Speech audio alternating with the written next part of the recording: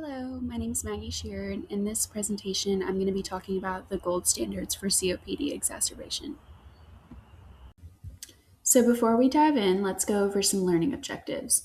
By the end of this session, we will have identified COPD and understanding what defines this chronic lung disease. We'll start with a brief overview of what COPD is and how it affects the airways in the lungs. Then we'll move into diagnosis and focusing on how COPD is identified clinically, including symptoms and diagnostic testing used to confirm the condition. Next, we'll discuss the known causes of COPD, including the most common risk factors and exposures that contribute to the disease development. Finally, we'll examine airflow limitation, which is a hallmark feature of COPD, and we'll discuss how it's measured and classified in terms of severity. So first, what is COPD? COPD stands for chronic obstructive pulmonary disease. It is a progressive and long-term lung disease characterized by persistent airflow limitation, which makes it difficult to breathe. COPD is not reversible, and it is caused most often by long-term exposure to irritants, especially cigarette smoke, that damages the airways and lung tissue. Known causes involve long-term damage to the lungs from inhaled irritants or, less commonly, genetic factors. The main causes include cigarette smoking, which is the most common cause. The risks here increase with duration and intensity of smoking, which also includes secondhand smoke. Occupational exposures include long-term exposure to dust, chemical fumes, vapors, or gases. This could be caused by occupations in mining, construction, or factory work, among many others. Indoor and outdoor air pollution, this could be caused by fuel smoke from cooking or heating wood or coal in poorly ventilated spaces, or by urban air pollution. Genetic factors. Alpha-1 antitrypsin deficiency is a rare inherited condition that can cause COPD at a very young age, even in non-smokers. Next, chronic respiratory infections early in life. If these are severe or repetitive during childhood, it can impair lung development and increase COPD risks later on in life. Poorly controlled asthma over many years may contribute to fixed airflow limitation. And finally, aging and impaired lung development. Reduced peak lung function in early adulthood can increase susceptibility when combined with exposures. Next, let's move into diagnosis of COPD. COPD is diagnosed using a combination of patient symptoms and objective testing. Patients typically present with chronic respiratory symptoms, including a chronic cough, sputum production, dyspnea, and sometimes wheezing or chest tightness. To confirm the diagnosis, several tests can be utilized. The gold standard for diagnosing COPD is spirometry, which is a part of a pulmonary function test. Spirometry measures airflow limitations and helps determine whether the obstruction is persistent and not fully reversible. We can also use chest imaging, such as chest x-rays or CT scans, to support the diagnosis and rule out any other conditions, although imaging alone cannot confirm COPD.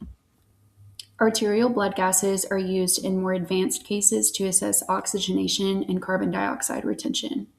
And finally, alpha-1 antitrypsin testing may be performed, especially in younger patients or non-smokers, to evaluate for a genetic cause of COPD.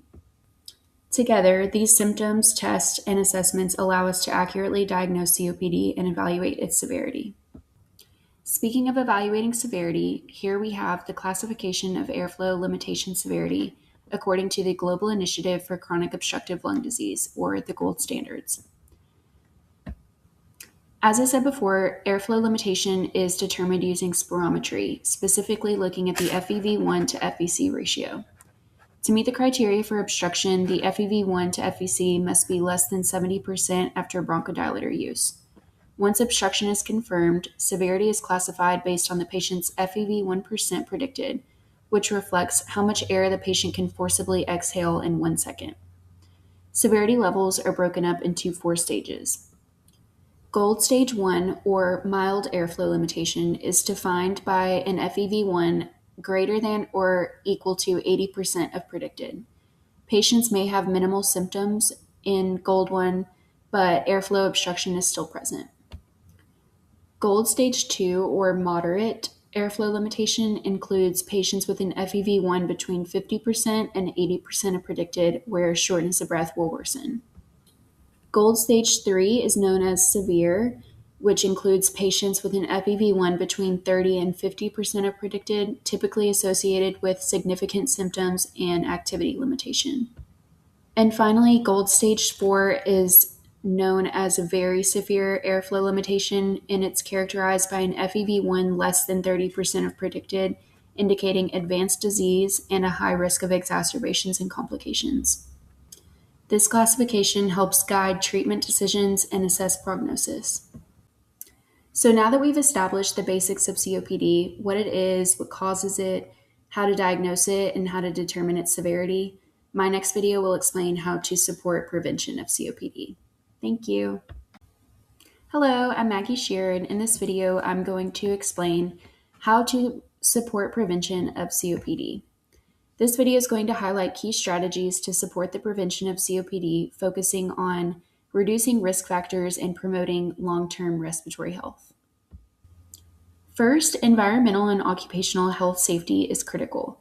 Limiting exposure to air pollutants, dust, chemicals, and workplace irritants will help protect lung function, especially in high-risk occupations. Next is by managing asthma and other respiratory conditions. Poorly controlled asthma and chronic airway inflammation can contribute to long-term lung damage, so early diagnosis, treatment, and regular follow-up is essential.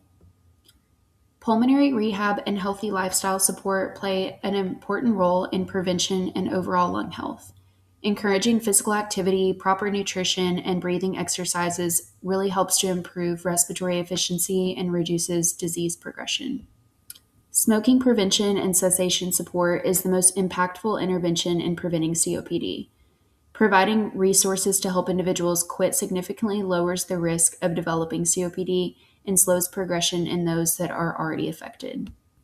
Early detection and screening allows healthcare providers to identify airflow limitations sooner, particularly in high-risk populations, enabling earlier intervention and education.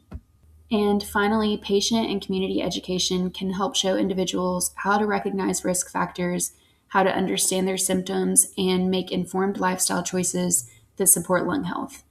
Together, these measures can create a proactive and preventative approach to reducing the burden of COPD. And in my next video, I'll explain some maintenance therapy that can be done for patients that are already affected by COPD. Thank you. So in this video, I want to go over some maintenance therapy. In maintenance therapy for COPD, the initial pharmacological treatment guide, or GOLD guidelines, recommends treatment according to symptom burden, determined by the CAT or MMRC, and exacerbation risk. So in COPD assessment, CAT and MMRC are tools used to measure symptom severity. So CAT is also known as the COPD assessment test. It is a patient-completed questionnaire that measures overall impact of COPD on daily life and assesses cough, sputum, chest tightness, breathlessness, activity limitation, confidence, sleep, and energy. And the MMRC is known as the Modified Medical Research Council Dyspnea Scale, which measures breathlessness. Now, pharmacological therapy in COPD is broken into groups. So first we have Group A. These are patients with low symptoms and low exacerbation risk. Our main form of treatment here is going to be a bronchodilator, short-acting bronchodilator and a muscarinic combination, or a long-acting bronchodilator and a muscarinic. Then we have Group B. These are patients with more symptoms and low exacerbation risk, and our treatment here is going to be a LABA and a LAMA. These are both long-acting bronchodilators, and using this dual therapy of two long-acting bronchodilators improves symptoms and lung function more than monotherapy would. And then we have Group E, which are patients in the exacerbation-prone group, meaning they have frequent exacerbations that lead to hospitalization. And our treatment here is also going to be a LABA and a LAMA. This slide reviews pharmacologic therapy for COPD, focusing on the main drug classes and when to initiate inhaled corticosteroids. First, SABAs, or short-acting beta agonists, are going to be our rescue inhalers. This includes albuterol and levalbuterol. They provide quick relief by relaxing bronchial smooth muscle and are used as needed for acute symptoms. Our SAMAs are also going to provide short term bronchodilation. These are a muscarinic antagonist, and these work through a different mechanism by blocking acetylcholine in the airways. Next, our LABAs are our long acting beta agonists. These provide prolonged bronchodilation and are used for maintenance therapy to control daily symptoms. And finally, LAMAs or long acting muscarinic antagonists are also our maintenance medications. They reduce bronchoconstriction and help decrease exacerbations. ICS or inhaled corticosteroids reduce airway inflammation. However, they're not used for every COPD patient and should be carefully selected, and we'll talk about that in just a second. And then we have combination therapies such as LABA-LAMA combinations or LABA and corticosteroid combinations. These are often used in patients with more severe symptoms and frequent exacerbations leading to hospitalization. Now we'll get into what to consider when initiating inhaled corticosteroid therapy. First, an elevated eosinophil count greater than or equal to 300, which suggests a stronger inflammatory component and predicts better response to steroids. Next would be frequent exacerbations, especially if they occur when using bronchodilator therapy. Next, patients with a history of asthma, since these patients benefit more from anti-inflammatory treatment.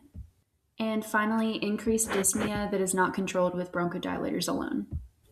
It's important to balance the benefits of inhaled corticosteroids with potential risks, such as increased risk of pneumonia, and that's why patient selection is key. Overall, COPD pharmacologic management is individualized based on symptom severity, exacerbation risk, and inflammatory response.